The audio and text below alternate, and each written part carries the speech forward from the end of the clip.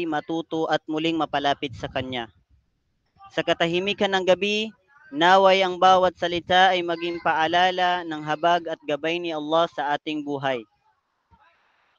At malugod kong tinatanggap ang lahat ng nanonood at nakikinig, pati na ang ating tagapagsalita na si Sheikh Aminuddin Abdul Karim.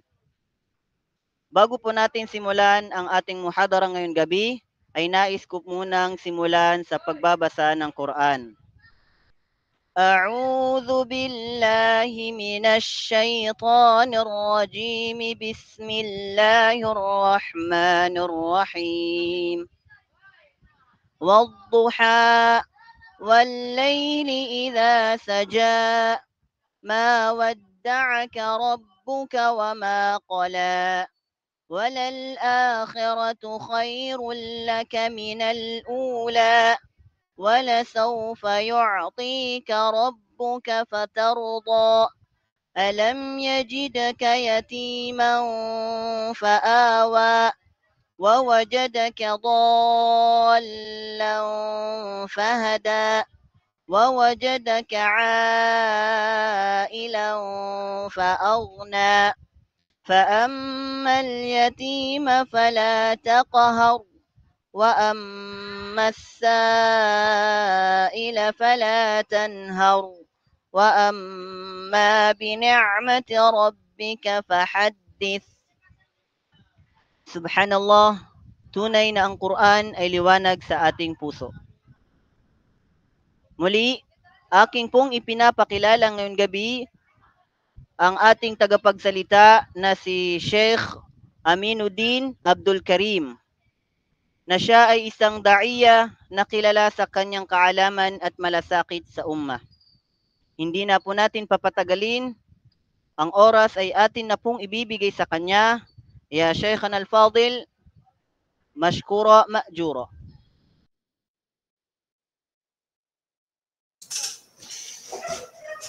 Bismillahirrahmanirrahim. Alhamdulillah Rabbil Alamin. وبه نستعين وعليه نتوكل وصلى الله وسلم وبارك عليه وعلى آله وأصحابه ومن تمسك بسنته إلى يوم الدين أما بعد السلام عليكم ورحمة الله تعالى وبركاته.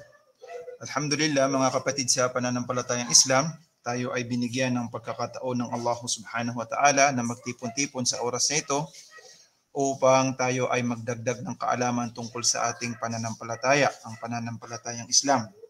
Dalangin ko sa Allah na patawarin niya tayo sa lahat ng ating mga kasalanan, tanggapin sa atin ng Allah subhanahu wa ta'ala ang lahat ng ating mga mabubuting gawa at ibilang ito sa ating mga timbangan ng gawain sa araw ng paghuhukom at gantimpalaan tayo ng Allah subhanahu wa ta'ala sa mga oras na ating inilalaan alang-alang sa kanyang kaluguran at pagsasaliksik ng kaalaman. Alhamdulillah mga kapatid sa Islam, kagaya po ng inyo pong nabasa doon po sa post natin na ang ating pong magiging topic sa maiksing oras na ito, sa gabi na ito, walang iba kundi ang napapanahon sa araw na ito. Ito ay ang kainaman ng mga unang 10 araw ng Dhul Hijjah. Maring ang ilan sa atin ay narinig niya na o nakarinig na siya ng mga ganitong topic sa mga nakalipas na araw. Ngunit ang Quran ay palaging nagpapaalaala sa atin na ang pagpapaalaala sa ating mga mananampalataya sa Allah ay ito ay nakakabuti sa atin. Kagaya nga ng sinabi ng Allah, فَذَكِّرْ فَإِنَّ ذِكْرَ تَنْفَعُ الْمُؤْمِنِينَ. Ang mga magpaalala ka o Muhammad sa mga nananampalataya dahil katotohanan ang pagpapaalaala sa kanila ay kapaki-pakinabang at makabubuti sa kanila. So alhamdulillah mga kapatid sa Islam, sa kainaman ng mga araw na ito na lumilipas sa atin at sa buwan na ito na napapanahon ay nararapat lamang sa atin na paalalahanan natin, payuhan natin ang ating sarili tungkol sa pagdating ng mga may inam na mga araw na ito. Bilang isang Muslim, nararapat sa atin na kapag dumarating ang mga may inam na araw ay hindi natin ito pinapalagpas at sinasamantala natin ang mga kabutihan na napapaloob dito, nagpapaligsahan tayo sa mga gantimpala na napapaloob dito. At tayo ngayon ay kasalukuyan na nasa buwan ng Dhul-Hijjah. At ano nga ba ang meron sa Dhul-Hijjah? Ang Dhul-Hijjah, mga kapatid sa Islam, ito ay ang siyang ika-12 buwan sa Hijri calendar. Na alam natin lahat na ang Al-Hijri calendar ay binubuo rin siya ng 12 mga buwan. At ang pinakahuli rito ay ang tinatawag na Dhul-Hijjah. So ibig sabihin, pagkatapos ng Dhul-Hijjah ay susunod na rito ang panibagong buwan sa panibagong taon, which is ito ang Muharram. So ang buwan ng Dhul-Hijjah, kabilang to sa 4 na ginawang sagradong buwan ng Allah subhanahu wa ta'ala. Kasama niya rito ang Dhul-Qa'dah, Dhul-Hijjah, Muharram, at ang tinatawag na Rajab. Itong 4 na ito na nabanggit sa Quran, ito ang tinagurian ng mga sagradong mga buwan sa Allah subhanahu wa ta'ala. At ano nga ba ang meron sa buwan ng Dhul-Hijjah, mga kapatid sa Islam? So ito ang tatalakayin natin sa oras na ito, inshallah, kung ano ang meron sa buwan ng Dhul-Hijjah. Una, mga kapatid sa Islam, ang buwan ng Dhul-Hijjah, kagaya ng sinabi natin, kabilang ito sa mga sagrado at mga banal na buwan sa Islam, na kung saan ay dinoble ng Allah subhanahu wa ta'ala ang mga gantimpala ng mga taong gumagawa ng kabutihan dito, at ganun din na matindi ang kanyang babala sa mga tao na gagawa ng mga kasalanan sa buwan na ito, sapagkat hindi nila dinakila ang mga bagay o mga panahon na siyang dinakila ng Allah subhanahu wa ta'ala mismo. Ang Allah subhanahu wa ta'ala ay sumumpa sa Quran tungkol sa kadakilaan ng mga araw na napapalob dito, which is ito yung unang 10 araw ng buwan ng Dhul-Hijjah. Sa Suratul Fajr, sinabi ng Allah, walayalin ashar. Ang tinutukoy ng mga 10 gabi rito ay ang 10 araw o ang 10 gabi sa Dhul-Hijjah. Sa kainaman nito, mga kapatid, sa pananampalatayang Islam, nabanggit sa hadith ng Propeta Muhammad sallallahu alaihi wasallam, sa isang hadith na niulat ni Ibn Abbas radiyallahu ta'ala anhuma, عن النبي صلى الله عليه وسلم قال ما من أيام العمل الصالح فيها أحب إلى الله من هذه الأيام يعني أيام العشر قالوا يا رسول الله ولا الجهاد في سبيل الله قال ولا الجهاد في سبيل الله إلا رجل خرج بنفسه وماله فلم يرجع من ذلك بشيء. Sa hadith na niulat ni Ibn Abbas radiyallahu ta'ala anhuma, sinabi niya na sinabi ng Propeta Muhammad sallallahu alaihi wasallam, walang anumang mga araw na ang mga gawaing mabubuti rito ay kaibig-ibig, kamahal-mahal sa Allah subhanahu wa ta'ala, maliban pa sa mga araw na ito. Ang kanyang ibig sabihin ay ang unang 10 araw sa Dhul-Hijjah. Sinabi ng mga sahaba radiyallahu ta'ala anhum, ya Rasulullah, walal jihadu fi sabilillah, kahit pa ang jihad sa landas ng Allah, ang pakikibaka sa landas ng Allah subhanahu wa ta'ala, ay mas mainam pa ang anumang gawain na napapaloob sa 10 araw dito. Ibig sabihin, mas mainam pa ang magdudua, magsasala, magdidikar, magsasadaka sa mga araw na ito kaysa sa pakikipagbaka sa landas ng Allah subhanahu wa ta'ala. Sabi ng Propeta Muhammad sallallahu alaihi wasallam, naam, oo, walal jihadu fi sabilillah. Mas mainam pa sa pakikipagbaka sa landas ng Allah. At alam natin ang antas at ang gantimpala ng jihadu fi sabilillah. Isa ito sa pinakamalaking pagsamba sa Allah subhanahu wa ta'ala. At hindi lahat ng tao ay kaya ang bagay na ito. Hindi lahat ng tao ay binibiyaan ng Allah subhanahu wa ta'ala ng pagkakataon na sila ay makipagbaka sa landas ng Allah subhanahu wa ta'ala. Alang-alang sa kalimat la ilaha illallah Muhammad Rasulullah. Ngunit may exemption, sabi ng Rasulullah sallallahu alaihi wasallam, illa rajulun kharaja bi nafsihi wa malihi. Maliban lamang sa isang lalaki, sa isang tao na lumabas sa landas ng Allah subhanahu wa ta'ala sa pamamagitan ng kanyang sarili at ng kanyang kayamanan at hindi na siya bumalik sa kanyang tahanan. Ibig sabihin, siya ay namatay sa landas ng Allah. Siya ay naging shahid. At ang sino man ang naging shahid sa landas ng Allah subhanahu wa ta'ala, sila ay yung mga tao na kasama ng mga propeta sa araw ng paghukom. So doon lamang magiging mahigit ang tao na lumabas para sa landas ng Allah subhanahu wa ta'ala. Kung siya ay hindi na bumalik sa kanyang pamilya, siya ay tunay na lumabas sa landas ng Allah at siya ay nasyahid. Otherwise, mas malaki pa rin ang mga gantimpala na napapaloob sa mga araw na ito kaysa sa pakikipagjihad sa landas ng Allah subhanahu wa ta'ala. Allahu Akbar. So ganun kalaki ang gantimpala. Umabot sa point na mas mahigit ang gantimpala ng tao gumawa ng mga pagsamba sa mga araw na ito.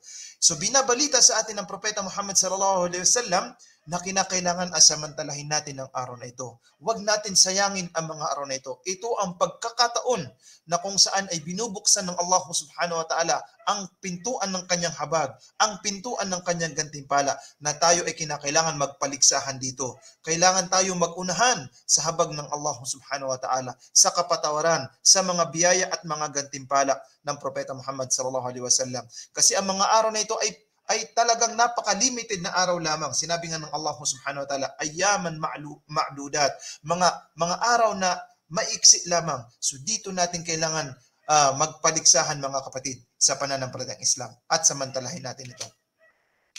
Kabilang din sa kainaman ng unang 10 araw ng Dhul Hijjah ay napapaloob dito ang tinatawag na Yom Arafah, ang araw ng Arafah. At alam natin lahat, ang araw ng Arafah, isa siya sa pinakadakilang araw sa Allah subhanahu wa ta'ala. Na nabanggit sa ibang hadith na sinabi ng Propeta Muhammad sallallahu alaihi wasallam, a'zamul ayyam 'indallahi yawm Arafah wa yawmun nahr wa yawmul qur. Sabi ng Propeta Muhammad sallallahu alaihi wasallam, ang pinaka may inam na araw sa Allah, ang mga pinakadakilang araw sa Allah subhanahu wa ta'ala ay ang araw ng Arafah at ang araw ng Eidul Adha ay Yawmun Nahr at ang araw ng Yawmul Qur. Ito naman yung tinatawag na Ayyamut Tashriq o ang ika-11, ika-12, ika-13 ng buwan ng Dhul Hijjah.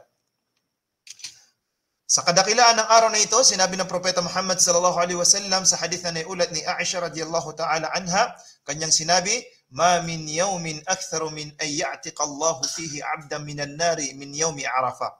Wa innahu la yadnu thumma yubahi bihimul malaika fayaqulu ma arada haula." Rawah Muslim.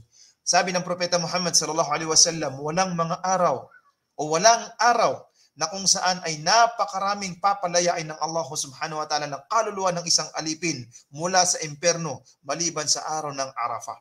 So nakita nyo ito? So hanggang sa mga ulama ay kanilang sinabi na ito ang pinaka-the best day sa Allah subhanahu wa ta'ala, ang Yawm Arafah.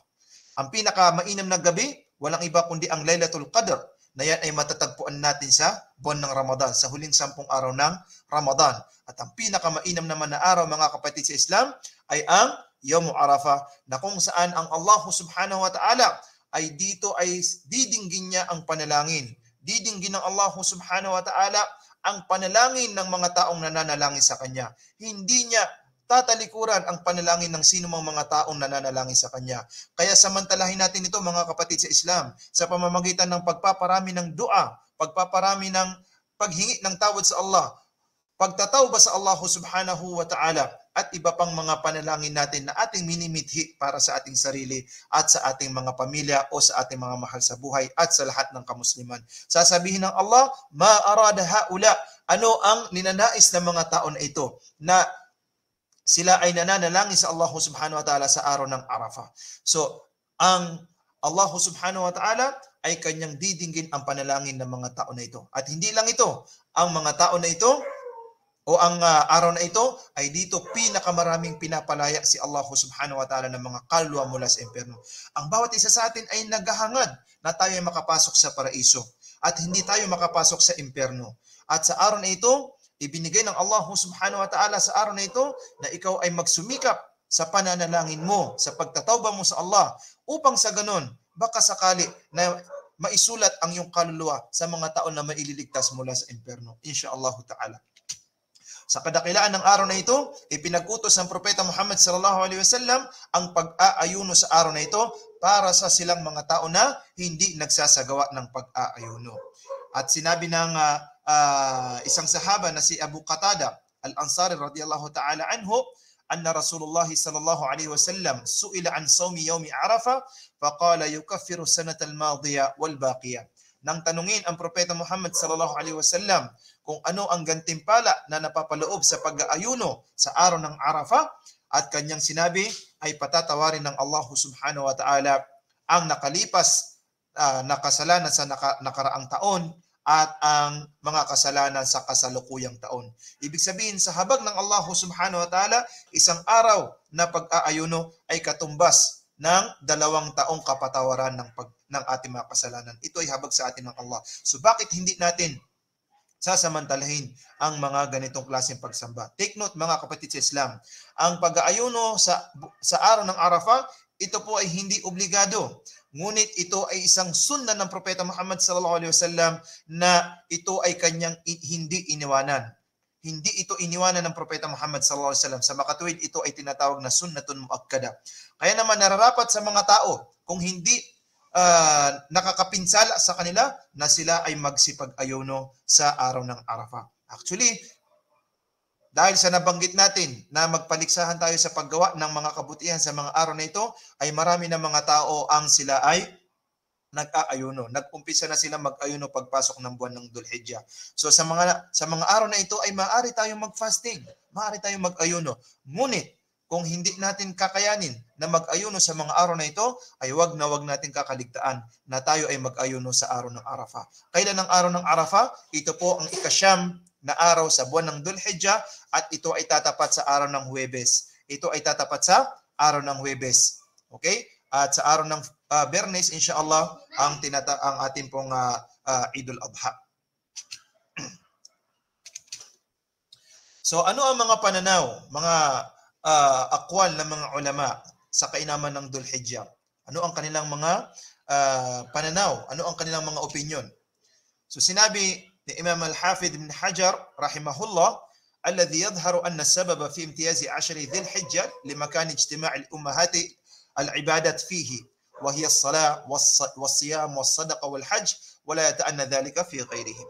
So ito ang pinakamalaking reason kung bakit naiiba ang buwan ng Dhul-Hijjah sa mga ibang buwan. Sabi ni Al-Imam Al-Hafidh ibn Hajar rahimahullah. Sabi niya, dahil dito natitipon-tipon, naiipon-ipon ang mga dakilang pagsamba sa Islam.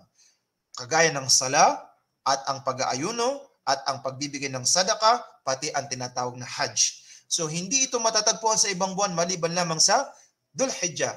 That's why sa ganong bagay ay nagkaroon ng kainaman itong Dhul-Hijjah sapagkat dito lamang maiipon-ipon at masasagawa ang mga pagsamba na ito, sala, siyam, sadaka at ang tinatawag na hajj. At hindi natin ito makikita sa ibang panahon.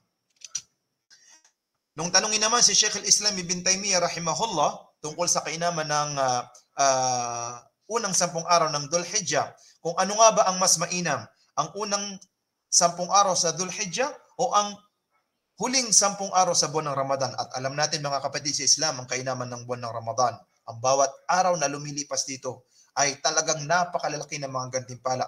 Pero umabot sa point na pinagdebatihan ng mga ulama, ng mga eskolar, kung ano ba ang mas mainam, ang unang 10 araw ng Dhul-Hijjah o ang huling 10 araw ng Ramadan. Masya Allah, tabarakallah. So ganun ang kainaman ng unang 10 araw ng Dhul-Hijjah. Umabot sa point na pinagdebatihan ng mga ulama kung ano nga ba ang mas mainam. Na alam nating lahat na talagang napakalaki ng gantimpala ng mga araw at mga gabi sa buwan ng Ramadan. Ayuma afdal, ano ba ang mas mainam dito? So ito ay sinagot ni Sheikh Ibn Taymiyyah rahimahullah na ang kanyang sinabi ayon sa summarize ng kanyang sinabi ay kung ang titignan natin, ang mga araw ay mas mainam ang mga araw ng unang 10 araw ng Dhul-Hijjah. Ngunit pagdating naman sa gabi, ay mas mainam naman ang mga gabi sa huling 10 araw ng buwan ng Ramadan. Dahil ito sa Laylatul Qadr. Dito napapaloob ang Laylatul Qadr. Laylatul Qadri khairum min alfi shahr. At ganun din naman sa unang 10 araw ng Dhul-Hijjah sapagkat dito rin napapaloob ang napakaraming mga dakilang mga araw sa Allah subhanahu wa ta'ala kagaya ng araw ng Arafah. At ganun din na nagmula kay Ka'ab rahimahullah, isa sa mga tabi'in, قال اختار الله الزمن فأحب الزمن إلى الله الشهر الحرام وأحب الأشهر الحرم إلى الله ذو الحجة وأحب ذي الحجة إلى الله العشر الأول. Sabi ni Ka'ab rahimahullah, pinili ng Allah subhanahu wa ta'ala ang mga panahon at ang kaibig-ibig na panahon sa Allah subhanahu wa ta'ala walang iba kundi ang buwan ng Muharram. At ang pinakamainam sa mga sagradong buwan sa Allah subhanahu wa ta'ala ay ang buwan ng Dhul-Hijjah. Sinabi natin na ang Dhul-Hijjah kabilang siya sa 4 na sagradong buwan na ginawang dakila at sagrado ng Allah subhanahu wa ta'ala. At ang kaibig-ibig sa mga araw na napapaloob sa buwan ng Dhul-Hijjah, ito ang unang 10 araw sa buwan na ito. At sinabi rin ni Ibn Uthaymin rahimahullah, tajidul 10 al-awail min shahri Dhul-Hijjah tamurru bin nas wala yaqdiruna laha qadra لا في الصيام ولا في الصدقة ولا في قراءة القرآن ولا بكثرة الصيام لأنهم يجهلونها. Sinabi ni Ibn Uthaymin rahimahullah na makikita mo na ang mga unang 10 araw sa buwan ng Dhul-Hijjah ay dumadaan sa mga tao, lumilipas sa mga tao, ngunit hindi man lang sila nakakapag-alay ng kahit anong mga pagsamba sa Allah subhanahu wa ta'ala. Hindi sa pag-aayuno, hindi sa pagsasadaka, hindi sa pagbabasa ng Quran, at hindi rin sa pagpaparami ng pag-aayuno. Bakit? Anong dahilan? Sapagkat kanila itong napapabayaan. Kanila itong napapabayaan dahil sa kakulangan ng kanilang kaalaman sa kainaman na napapaloob dito. Akala nila normal na araw lamang ito, pero hindi nila alam na maraming mga kabutihan ang napapaloob dito. Kaya naman, isang kalugian sa mga tao na hindi sinasamantala ang mga araw na ito. Hindi sa pag-aayuno or sa pagtulong sa kapwa o di kaya sa mga iba pang mga mabubuting pagsamba. At ganun din, ang ilan sa mga sahaba ng Propeta Muhammad sallallahu alaihi wasallam ay nagsabi, kagaya nito ni Abdullah ibn Umar radiyallahu ta'ala anhuma, laysa yawmun a'zam 'inda Allah min yawmil jum'ah, laysa al-'ashr. Qala al-Hafidh bin Rajab rahimahullah, wa huwa yadullu ala anna ayyam al-'ashr afdalu min yawmil jum'ah alladhi huwa afdalul ayyam. Sabi ni Abdullah ibn Umar radiyallahu ta'ala anhuma, walang araw na pinakadakila sa Allah, pinakakaibig-ibig sa Allah subhanahu wa ta'ala maliban sa araw ng Biyernes, sa araw ng Jum'ah, maliban lamang sa unang 10 araw ng Dhul-Hijjah. So sinabi ni Al-Hafidh rahimahullah Ibn Rajab na ito ay tumutukoy sa kainaman ng unang 10 araw ng Dhul-Hijjah na siya ay mas mainam kaysa sa araw ng Jum'ah, na ang araw ng Jum'ah ito ang pinaka-mainam na araw sa isang linggo. Ganun pa man, mas mainam ang 10 araw, unang 10 araw sa buwan ng Dhul-Hijjah. So ito ang pananaw ng mga ulama mula sa mga naunang mga ulama sa atin at mga kasalukuyang mga ulama tungkol sa kainaman ng unang 10 araw ng Dhul-Hijjah. So ito ay tumutukoy mga kapatid sa Islam na kinakailangan ay payuhan natin ang ating mga sarili, ang ating mga pamilya, na samantalahin natin ang araw na ito at huwag natin sasayangin ang mga araw at mga oras na lumilipas na hindi tayo nakakapagsagawa o nakakapag-alay ng pagsamba sa Allah subhanahu wa ta'ala. Now, ano nga ba ang mga mainam na mga gagawin ng isang Muslim kapag pumapasok ang mga ganitong klaseng pagkakataon? Kapag pumapasok ang buwan ng Dhul-Hijjah, especially yung unang 10 araw dito, ano ang mainam na gagawin ng isang Muslim? Okay, unang-una rito, walang iba kundi ang pagsasagawa ng Hajj. Ngayon ay marami ng mga tao ang pumunta sa Makkah para sila ay makapagsagawa ng Hajj. Okay? At dalangin natin sa Allah subhanahu wa ta'ala na tanggapin sa kanila ang kanilang pagsusumikap at tanggapin sa kanila ang kanilang Hajj at sila ay makabalik sa kanilang pamilya ng mapayapa at sila ay pinatawad ang kanilang mga kasalanan. So ito ang unang-unang pinakamainam na gagawin sa buwan na ito, ang pagsasagawa ng Hajj sa sino man ang mayroong kakayanan na magsagawa ng Hajj. Sabi ng Allah subhanahu wa ta'ala sa Quran, walillahi 'alan nasi hajjul baiti man istata'a ilayhi sabila. Na ang Allah subhanahu wa ta'ala ay meron siyang karapatan sa mga tao na sila ay magsagawa ng Hajj sa sino man ang mayroong kakayanan sa kanila na magsagawa ng Hajj. So ang pagsasagawa ng Hajj, ito po ang ikalima sa mga haligi ng Islam. At ito ay obligado sa mga Muslim na mayroong kakayanan. Siya man ay pinansyal at kakayanan sa pangangatawan. Kahit ikaw ay mayroong kakayanan sa financial, pero kung wala ka namang kakayanan sa physical, sa pangangatawan o sa kalusugan mo, meron kang problema, so hindi sa iyo ito uutos ng Allah o inobligado ng Allah. Ganon din, na kung meron kang kakayanan sa iyong katawan, pero wala ka namang kakayanan sa financial para makarating doon, hindi rin sa iyo ito inobligan ng Allah. Ito ay inobligan ng Allah sa sino man ang mayroong kakayanan. Kung ikaw ay biniyaan ng Allah ng kakayanan na makapagsagawa ng Hajj, so kinakailangan ay makapagsagawa ka ng Hajj, or else ito ay tatanungin sa iyo ng Allah subhanahu wa ta'ala sa araw ng paghuhukom. Sa hadith an Abi Hurairah radhiyallahu ta'ala anhu qala sami'tu an-nabiy sallallahu alayhi wa sallam yaqul man hajja falam yarfuth wa lam yafsuq raja'a ka yawmin waladathu ummuhu, rawahu al-Bukhari. Sa hadith naman sinabi ng Propeta Muhammad sallallahu alayhi wa sallam, ang sino man ang magsagawa ng Hajj na siya hindi nagsalita ng masama at hindi gumawa ng masama, ay siya ay uuwi sa kanyang tahanan, sa kanyang pinagmulang bansa o pinagmulang lugar na para bagang siya ay bagong ipinanganak ng kanyang nanay. Ibig sabihin, hindi siya literal na ipapanganak muli, kundi ang ibig sabihin nito ay para siyang isang sanggol na walang kasalanan. Dahil ang isang sanggol na ipinapanganak dito sa mundo, malinis ang kanyang talaan ng gawa. Wala pang inililista na kasalanan sa kanya. So ganun kalaki ang gantimpala ng Hajj, na buburahin nito ang lahat ng kasalanan mo, na para bagang ikaw ay bagong silang na sanggol na wala pang isinusulat na kasalanan sa iyo. Masya Allah, tabarakallah. Ganun din sa isa pang hadith na naiulat-ulit ni Abu Hurairah radhiyallahu ta'ala anhu, qala Rasulullah sallallahu alaihi wasallam, al-umratu ila al-umrah kaffaratun lima bainahuma wal hajjul mabrur laysa lahu jazaa'un illa al-jannah. Muttafaqun alayhi. Sabi ng propeta Muhammad sallallahu alaihi wasallam, ang pagitan ng dalawang umrah ay kapatawaran sa kasalanan. At ang hajj na mabrur, ang hajj na tinanggap ng Allah subhanahu wa ta'ala, ginampanan ang mga kondisyon at mga tungkol nito, ito ay walang ibang gantimpala maliban lamang sa paraiso. Mga kapatid, sa pananampalatayang Islam, ganyang kalaki ang gantimpala ng Hajj na inispecific mismo ng Propeta Muhammad sallallahu alaihi wasallam kung ano ang gantimpala nito. Ito ay walang ibang kundi ang paraiso. Maraming mga pagsamba ng Allah subhanahu wa ta'ala na kung saan ay binanggit niya ang mga gantimpala. Ngunit kakaunti lamang ang mga pagsamba na inispecific ng Propeta Muhammad sallallahu alaihi wasallam ang paraiso ang kanyang gantimpala. At kabilang dito ang Hajj. Kasi walang ibang igagantimpala sa iyong Allah, sa iyong sakripisyo, sa iyong paglalakbay, sa iyong kayamanan na ginastos, sa iyong pagod, sa iyong gutom, sa iyong pagsasakripisyo, walang ibang igagantimpala dyan ng Allah maliban lamang sa paraiso ng Allah subhanahu wa ta'ala. Lahat yan ay sasaksi sa iyo sa kabilang buhay. At sa hadith ni Aisha radhiyallahu ta'ala anha, qalat, Ya Rasulullah, nara al-jihadu afdalul amal, afala nujahid? Faqal, lakun afdalul jihad hajjun mabrur.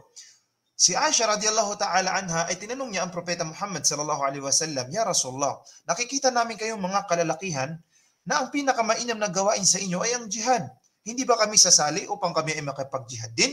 Sabi ng Propeta Muhammad sallallahu alaihi wasallam, ngunit ang pinakamainam na jihad ay ang Hajj. So, ito ay jihad para sa mga tao na mahihina, kagaya ng mga kababaihan, kagaya ng mga may edad na, kagaya ng mga matatanda, kagaya ng mga bata. So, ang pinakamainam na jihad para sa kanila ay ang Hajj. So, yun ang yun ang jihad ng mga kababaihan, ang pagsasagawa ng Hajj. So, ito ang unang mga kapatid sa Islam na mainam na gagawin sa mga panahon na ito. Pangalawa, al-iktharu min dhikrillahi azza wa jal. Ang pagpaparami ng ating dhikr, pag-aalaala sa Allah subhanahu wa ta'ala. Especially ang takbirat, ang pagsasabi natin mga takbir. Sunnah ang pagtatakbir dito sa mga panahon na ito. Ang pagtatakbir ay mayroong dalawang klase sa panahon na ito. Una, ang tinatawag na at-takbir al-mutlaq at ang tinatawag na at-takbir al-muqayyad. Ang tinatawag na at-takbir al-mutlaq, ito po yung takbir na kung saan ay mag-uumpisa pagpasok ng Dhul Hijjah.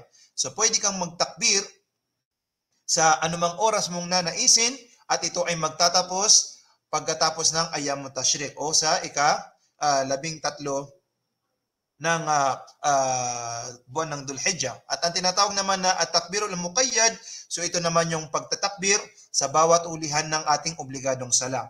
At ito naman ay mag-uumpisa pagsikat ng araw sa araw ng Arafah at ito ay magtatapos sa pagtatapos ng Ayyamut Tashriq.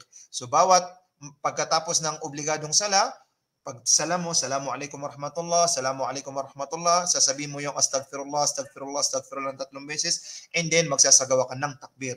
Ang pagsasagawa ng takbir, ito po yung pagsasabi ng Allahu Akbar, La ilaha illallah, Allahu Akbar, walillahil hamd. Yun yung isang klase. At isang itsura naman niya ay 3 beses mong uulitin yung takbir.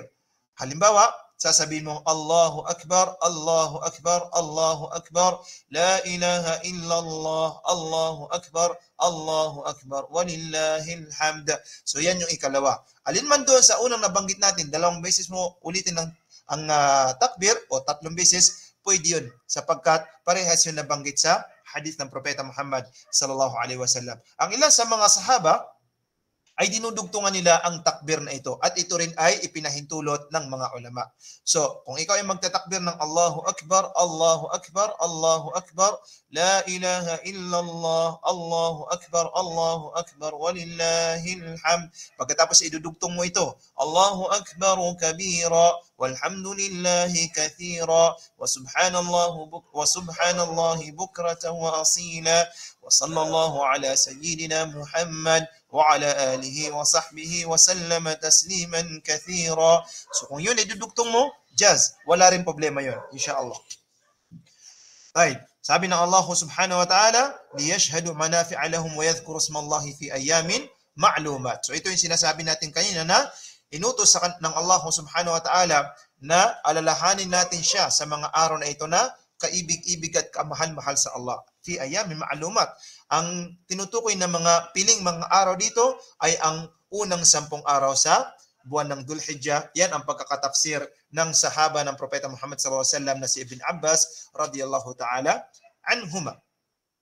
At sa hadith ng Propeta Muhammad SAW, kanya sinabi, "Ma min ayamin a'zam 'inda Allah wa la habba ilayhi al-'amal fihinna min hadhihi al-ayam al-'ashr, fa'akthiru fihinna min at-tahlil wa at-takbir wa at-tahmid."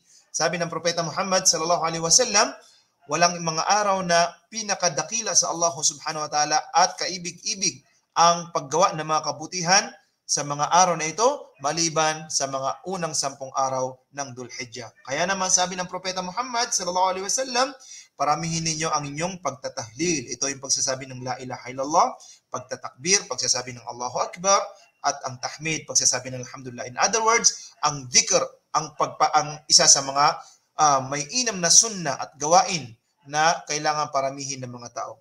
Ang dhikr, ito ay kayang gawin ng sino man, mayaman na Muslim o mahirap, babae man o lalaki, may edad or bata pa, may sakit or walang sakit na Muslim, kayang-kaya nila kahit sino pwedeng magsagawa ng dhikr dahil hindi ito nangangailangan ng kilos at hindi rin ito nangangailangan ng paggastos. Ang kailangan lang dito ay ang ating dila na mag-aalaala sa Allah subhanahu wa ta'ala. At ganun din na ito ay isang sunna na binubuhay ng mga sahaba, kagaya ni Abdullah bin Umar at saka ni Abu Hurairah na naitala sa mga kasaysayan na sila ay lumalabas sa palengke o kung saan mang matataong lugar kapag pumapasok ng unang 10 araw ng Dhul-Hijjah na silang dalawa ay nagtatakbir. At sa pamamagitan ng kanilang pagtatakbir, napaalalahanan nila ang mga tao at ang mga tao ay nagtatakbir sa pamamagitan ng mga takbir nila. So ang point dito, ang pagtatakbir ng malakas para sa mga kalalakihan, ito ay sunna. So pwede kang magtakbir ng malakas upang mapaalalahanan mo ang mga tao na pumasok na ang mabiyayang buwan ng Dhul-Hijjah. So ito ay sunna na dapat buhayin, especially sa panahon natin ngayon. Kagaya ng sinabi ng Propeta Muhammad sallallahu alaihi wasallam, "Man ahya sunnatan min sunnati qad umitat min ba'di, fa inna lahu min al-ajri mithlu man amila biha min ghairi an yunqisu min ujurihim shay'a." Rawahu at-Tirmidhi. Sabi ng Propeta Muhammad sallallahu alaihi wasallam, sino man ang magbuhay ng isang sunna na ito ay kabilang sa aking sunna, na kung saan ito ay nakalimutan na ng maraming mga tao pagkatapos ko, ay mapapasa kanya ang gantimpala ng lahat ng mga tao na sumunod sa kanya na walang mababawas sa gantimpala nilang lahat. So, ito mga kapatid sa pananampalatayang Islam ay kalawang maaari nating gawin at kaibig-ibig na gawin natin sa mga araw na ito. Pangatlo, al-muhafadhatu ala salawatil wajiba wal ikthar min an-nawafil. Ang pangangalaga natin sa mga wajibat, mga ipinag-utos sa atin ng Allah subhanahu wa ta'ala. Marami mga wajibat.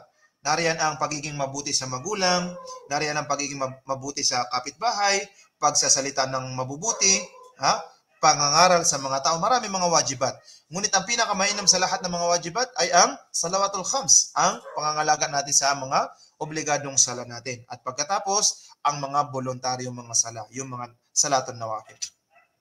Sabi ng Allah subhanahu wa ta'ala sa hadithul Qudsi, "Ma taqarraba ilayya 'abdi bi shay'in afdalu min ada'i ma iftaradtu alayhi wa ma yazalu yataqarrabu 'abdi ilayya bin nawafil hatta uhibba fa idza ahbabtuhu kuntu sam'ahu alladhi yasma'u bi wa basarahu alladhi yubsiru bi ويده التي يبطش بها ولئن سألني لأعطينه ولئن دعاني لأجيبنه ولئن استدعني لأعيذنه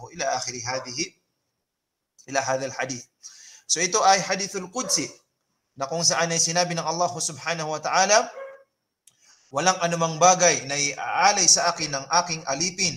Ibig sabihin mga pagsamba na kaibig-ibig sa akin maliban lamang sa mga bagay na inobliga ko sa Kanya. So yun ang pinakakaibig-ibig sa Allah sa lahat ng mga pagsamba na gagawin natin. Yung paggawa natin sa mga bagay na inobliga sa atin ng Allah subhanahu wa ta'ala. So bago natin pahalagahan ng mga voluntaryong sala, una natin munang pahalagahan at pag-ingatan ang mga bagay na inobliga sa atin ng Allah subhanahu wa ta'ala. At kung siya ay patuloy at nananatiling gumagawa ng mga voluntaryong gawa, ito ay magiging dahilan upang akin siyang mamahalin, akin siyang iibigin. At kapag siya ay aking minahal, sabi ng Allah, ay magiging ang kanyang pandinig ay parang pandinig ko. Ang kanyang paningin ay parang paningin ko at ang kanyang mga kamay ay magiging parang aking mga kamay. Hindi ibig sabihin na literal, kundi ang ibig sabihin nito ay hindi mo magagamit ang iyong pandinig maliban lamang sa mga bagay na ikinakalugod ng Allah subhanahu wa ta'ala.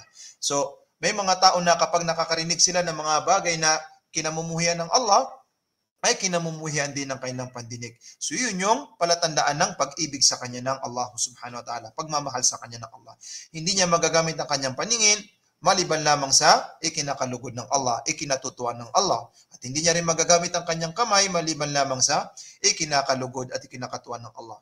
Dahil doon sabi ng Allah, kung siya ay hihiling sa akin, ay ito ay aking ibibigay sa kanya. Kung siya ay mananalangin sa akin, ito ay aking tutugunan. At kung siya ay hihingi ng proteksyon, ito ay aking ibibigay sa kanya. Sa hadith din ni Abi Ad-Darda radiyallahu ta'ala قال عن النبي صلى الله عليه وسلم قال عليكم بقيام الليل فإنه دأب الصالحين قبلكم وقربة إلى الله تعالى ومنحات عن الإثم وتكفير للسيئات ومطردة للداء عن الجسد. Sabi ng Propeta Muhammad sallallahu alaihi wasallam, nararapat sa inyo na magsagawa ng qiyamul layl. Okay?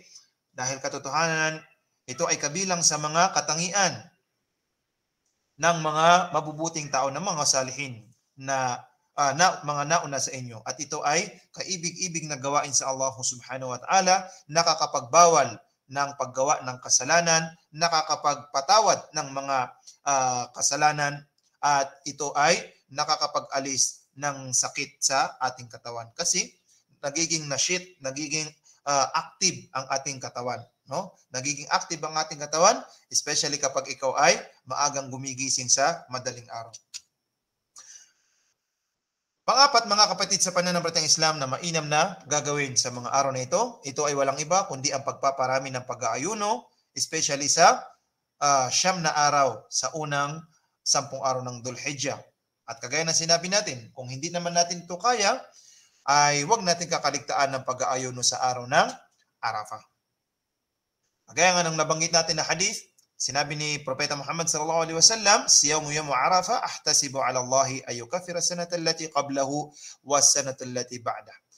Na hinihiling ko sa Allah subhanahu wa ta'ala na ang sino man ang taong nag-aayuno sa araw ng Arafah ay patatawarin sa kanya ng Allah ang mga kasalanan sa taong nakalipas at sa taong pagkatapos. Ibig sabihin yung kasalukuyan na taon natin ngayon. So, kapag ikaw ay nag-ayuno insyaAllah at tinanggap ng Allah subhanahu wa ta'ala yung pag-ayuno, so hindi matatapos ang taon na ito na maliban lamang na ipinatawad sa iyo ng Allah subhanahu wa ta'ala ang iyong mga kasalanan. Ganon din, sa hadis na iulat ni Hafsa radiyallahu ta'ala anha, arba'un lam yakun yada'uhunna Rasulullah sallallahu alaihi wasallam, siyamu Ashura wal 'ashir wa 3 ayyamin min kulli shahr wa rak'atayn qabla al-ghada. Si Hafsa radiyallahu ta'ala anha ay kanyang sinabi na ang Propeta Muhammad sallallahu alaihi wasallam ay hindi niya iniiwan ang mga bagay na ito, at ito ay 4. Hindi niya iniiwan ang mga bagay na ito at ito ay 4. Una, ang pag-aayuno sa araw ng Ashura.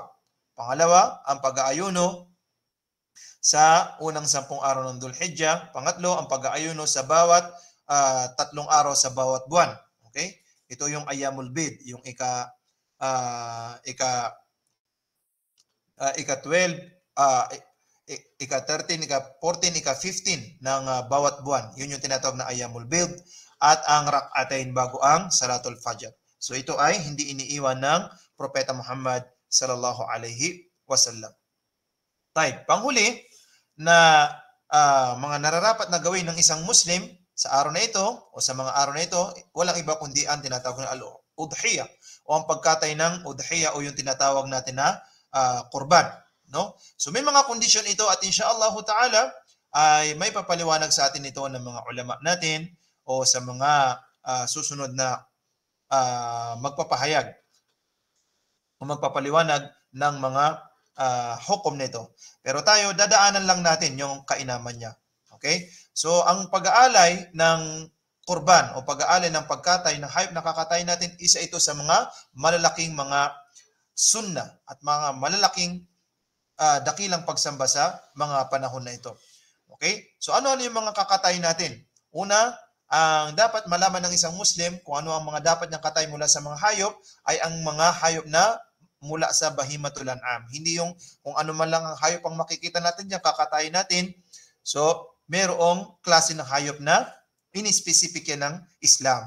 No, hindi pwede yung nakakita ka ng manok diyan, kinatay mo, ay sabi mo nakapagkatay ka ng hayop. Hindi po. Kailangan ay ito ay magmumula sa bahimatul an'am. Ano yung mga bahimatul an'am? Una ang kamelyo, pangalawa ang baka. Okay? At yung kamag-anak nito, pwede ang kalabaw. Pangatlo ang tupa.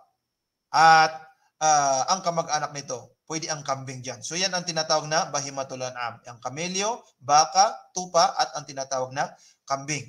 Pangalawang kondisyon ay ito ay kinakailangan na wala siyang kapansanan. No? Ang takuna khaliyatan min al-uyub. Kailangan na wala siyang kapansanan. Hindi siya bulag, hindi siya kulang ng isang paa. So, kailangan at least magandang uri ng hayop ang ating kakatayin. At pangatlo, kailangan na abot ito sa edad na ibinigay ng Islam, ibinigay ng batas ng Islam. Halimbawa, sa kamelyo, ang kamelyo na iyong kakatayin at least umabot ng 5 taong gulang. Sa baka naman, at least umabot ng 3 taong gulang. Sa kambing naman, at least umabot ng 2 taong gulang. At sa tupa naman, at least umabot ng 6 na buwan. So ito yung mga edad. Okay, yan yung mga edad na dapat mo kakatayin. Sa oras naman, so kailan mag-umpisa ang oras ng pagkatay natin?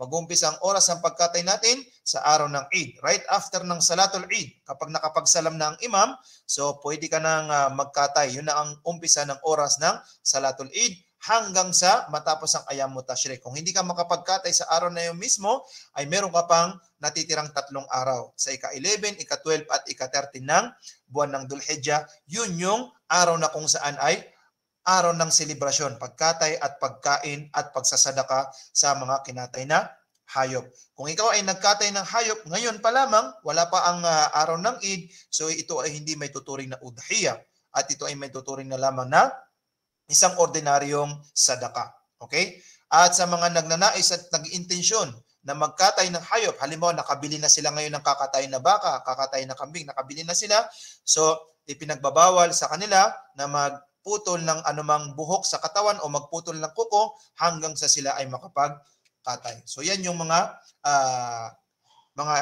summarize nung ating pagkatay ng hayop sa Eid. Okay? ثبت في الصحيحين أن النبي صلى الله عليه وسلم ضحى بكبشين أملحين أقرنين ذبحهما بيده وسمى وكبر ووضع رجله على صفاحهما. Ang Propeta Muhammad sallallahu alaihi wasallam, siya rin ay nagkatay sa pamamagitan mismo ng kanyang 2 kamay ng 2 tupa na ito ay mga matataba, mga malulusog na tupa. Ito ay kanyang kinatay sa pamamagitan ng kanyang kamay at siya ay nagsabi ng Bismillah at nagtakbir sa kanyang pagkatay. No? Bismillahi Allahu Akbar.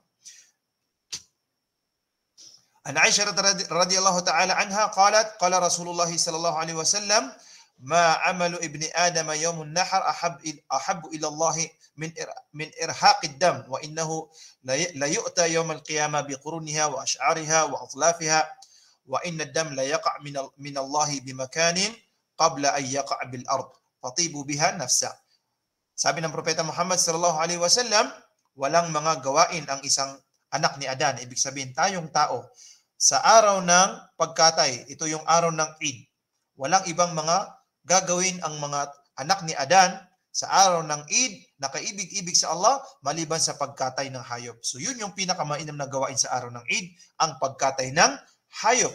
Wa innahu la yu'ta yawmal qiyamah biquruniha wa ash'ariha wa adlafiha.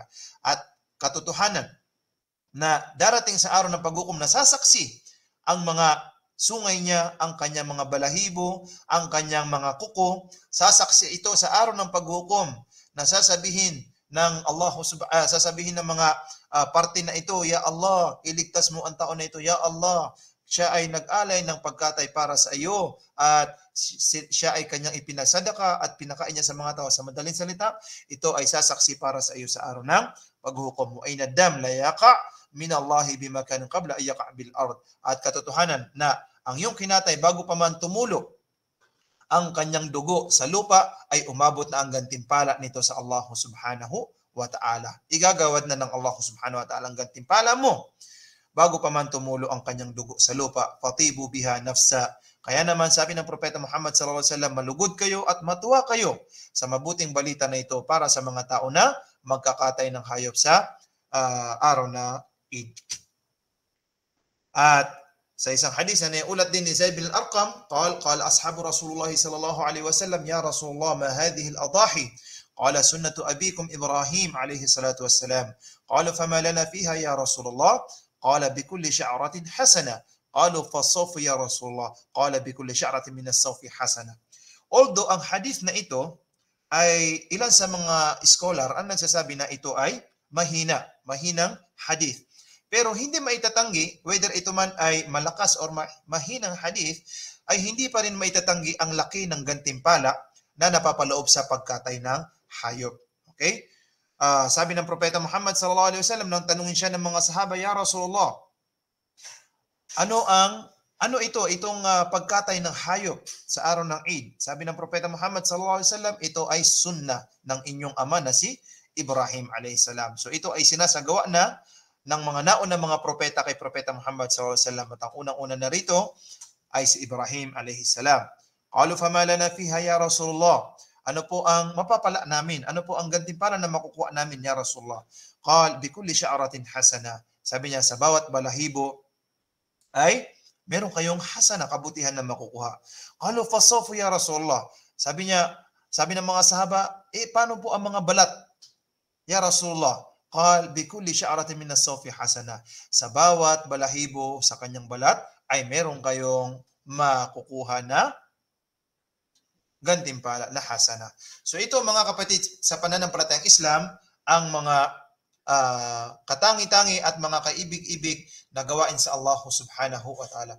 So nawa, dalangin natin sa Allah subhanahu wa ta'ala na tawfiqan niya tayo na tayo ay makapagsagawa ng mga pagsamba na napapaloob sa araw na ito at makamit natin ng habag at ang gantimpala ng Allah subhanahu wa ta'ala. So, hada wallahu alam wa sallallahu wa sallam ala nabiyyina Muhammad wa ala alihi wa ashabihi wa akhiru da'wana alhamdulillahi rabbil alamin. Wassalamu alaikum wa rahmatullahi ta'ala wa barakatuh.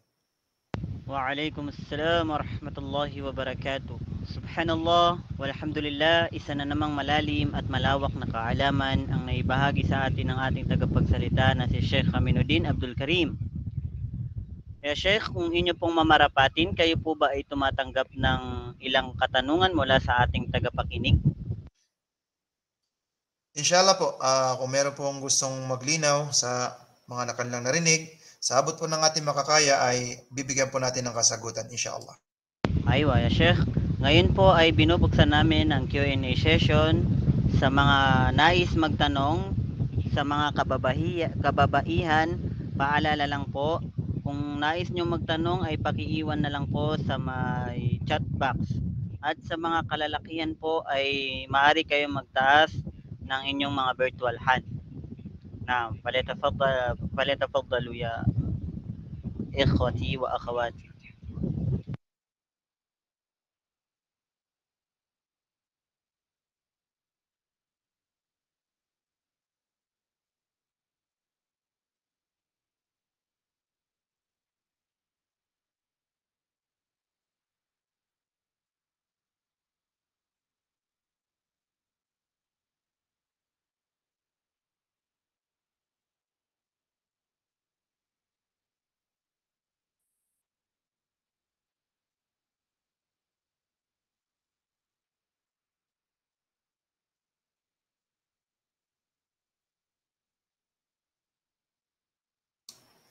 Ustad, kung meron pong magtatanong, baka po hindi ko makita.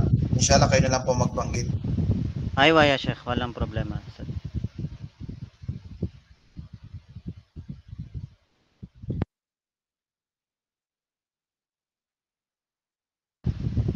Total, wala pang magtatanong.